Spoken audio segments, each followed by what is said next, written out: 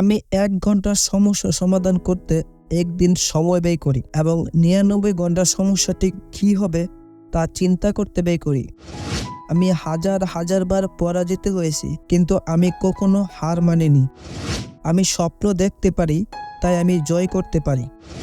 আমি আয়নার দিকে তাকিয়ে নিজেকে বলতাম, যদি আজই আমার শেষ দিন হয়, তাহলে কি আজকে যে কাজ করছি সেটা করতে চাই? যদি উত্তর কয়েকদিন ধরে না হয়, তাহলে আমি জানতাম যে আমাকে কিছু পরিবর্তন করতে হবে। আমি আজকে যা কিছু হয় না কেন, তা আমার নিজের কঠিন পরিশ্রমের ফল।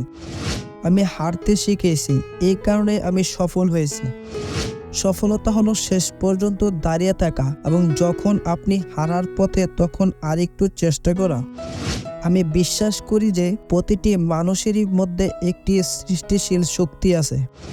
আমি সবসময় মনে করি যে আমি সব কিছু করতে পারি। আমি জানি যে আমি যা চাই তা আমি পেতে পারি।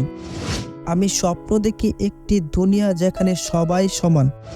আমি জানি যে আমি যা কিছু করি তা সেরাটা দিয়ে করি।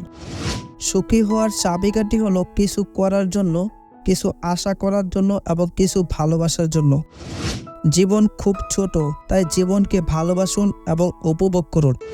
সবচেয়ে বড় দুঃখ হলো কিছু না করার জন্য অনুতপ্ত হওয়া। আমি স্বপ্ন দেখি, আমি বিশ্বাস করি এবং আমি অর্জন করি। আমি যখন ছোট ছিলাম, আমার মা আমাকে বলতেন যে সুখী হতে হলে আমাকে ভালো মানুষ হতে হবে। আমি বড় হয়ে বুঝলাম যে যদি আমি ভালো মানুষ হই, তাহলে আমি স্বয়ংক্রিয়ভাবে সুখী হয়ে যাব।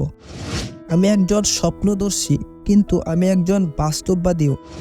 জীবন একটি নাটক এবং আমরা সকলেই অভিনয় করি।